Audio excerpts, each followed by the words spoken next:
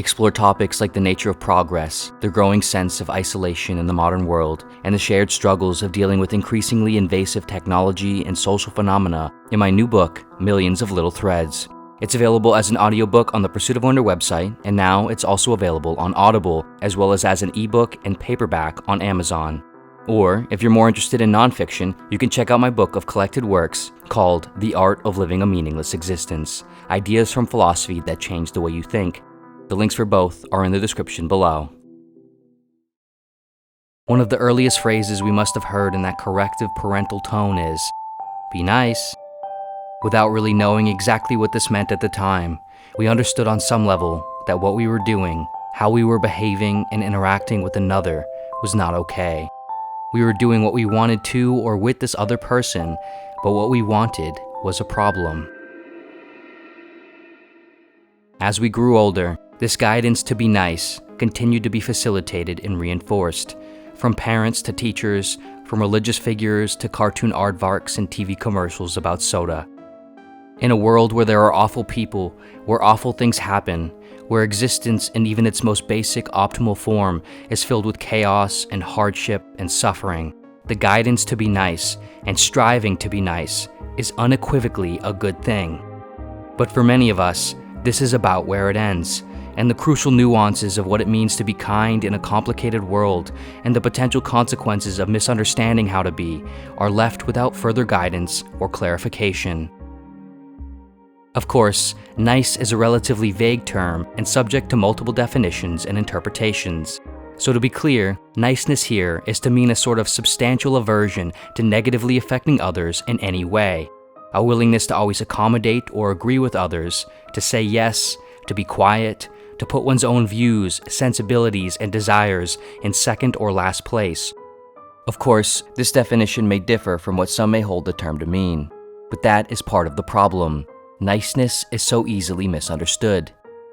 This sort of niceness, though it may seem pleasant, on balance and over even a relatively short period of time, is harmful to all involved parties, the so-called nice person and everyone they interact with. The consequences of this sort of niceness might lead one to always say that they like or agree with what everyone else immediately around them does. It might lead one into jobs they don't like, working with or for people and companies they don't agree with. It might lead one into bad business deals or creative collaborations where one is ignored at best or taken advantage of at worst. It might lead one to withhold useful ideas or doubts that counter or challenge other people involved in a shared project or endeavor. It might lead to one saying yes to every invite or opportunity, even when they aren't at all what one wants to do. And it might lead one into dreadful, one-sided friendships and relationships, or to staying in friendships and relationships that have been long since over. Generally, the nice person's goal is presumably to be nice, but not only does this sort of niceness open oneself up to being taken advantage of, misunderstood, misplaced, and so forth, but it is also a sort of covert selfishness and unfaithful deception. In truth, always agreeing with what a person says or wants is not an affirmation that one cares about what that person thinks or wants, but rather it is a demonstration that one cares more about how others think and feel about them. It is a sacrifice of an authentic and caring interaction for the purpose of favorable self-preservation. The nice person is not truly listening or responding to what is being said or done or requested.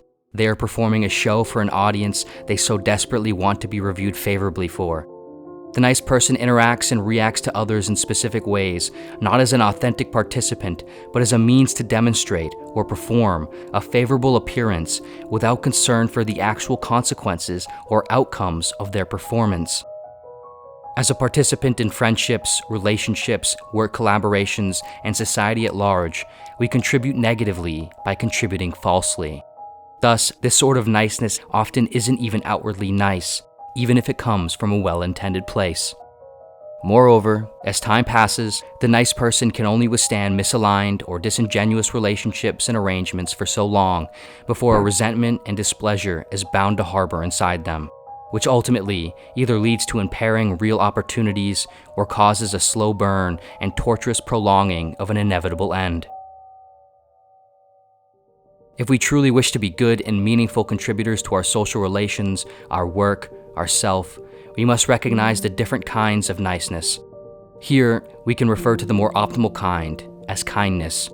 And what kindness calls for is a reasonable degree of authentic participation, care, and honesty with others, which often necessitates disagreements and arguments, uncomfortable moments in conversations, and the termination of relationships and circumstances that no longer work. Telling someone bluntly how and why you are frustrated with how they've upheld or not upheld their side of an agreement or collaboration, or not agreeing to one at all, may not sound nice, but it is, and it will be, to you and to them. Telling a partner how frustrated you are with their unwillingness to meet you halfway on reasonable compromises or preferences may not be pleasant, but in the long run, it is, and it will be.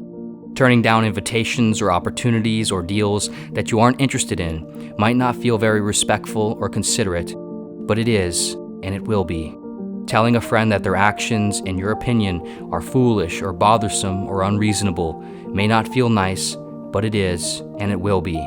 And for those who can't see that it is, or don't stick around to try to, or work through it, having that be the last interaction with them may not seem very fair or nice, but it is, and it will be. We must learn how and continually try to trust that we can be okay without certain people, without the universal approval and agreement of everyone, without every friendship or relationship, without every collaboration or invite or deal. Think of all the time saved. Think of all the illusions and misunderstandings and impossible divergences prevented. Think of all the resentment and disdain and confusion never harbored. Of course, none of this is to make light of the difficulty of anything discussed here, nor is it to accuse guilt or shame onto those who have or continue to act with this sort of niceness. The nice person is most often just that, a nice person trying their best, understandably misguided in how to best go about it. It is a complicated world filled with platitudes and contradictory instruction. And for many, the problem is only further exasperated or perhaps caused entirely by a shattered sense of confidence, which has been shattered through no fault of one's own. We can understand this in others through kindness, and we can work through it in ourselves through kindness. The kind that isn't always comfortable or easy.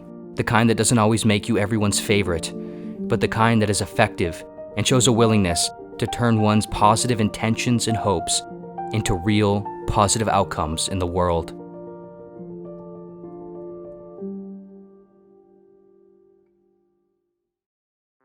Kennedy returned to his apartment and sat by himself at his kitchen table. He ate while using the Swap app. He was swapping with the famous wealthy man who often hung out with attractive women and lived what seemed like a luxurious, active lifestyle. Kennedy didn't really know why he did this. He didn't care about the man. He didn't even really want to be like the man, and the experience was often riddled with anxious and depressive feelings. But it was some strange, prurient curiosity that Kennedy couldn't seem to help himself from. Most of us can relate to this experience in some capacity, becoming absorbed and almost possessed by technology, or any social phenomenon for that matter, often without even really thinking about it or understanding why.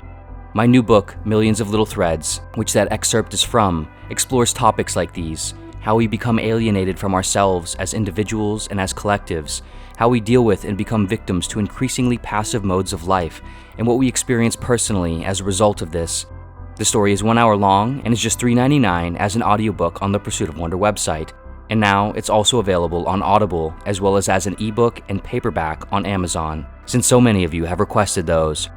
Or, if nonfiction is more your preference, check out my book of collected works titled The Art of Living a Meaningless Existence, which attempts to provide the value of motivation and personal development without any of the sugarcoating often found in the modern hyper-positive self-help genres, and instead, through unwavering philosophical honesty. The links for both books are in the description below. To all those who have already purchased and left wonderful reviews, thank you so much. It is sincerely appreciated. And of course, as always, thank you so much for watching in general, and see you next video.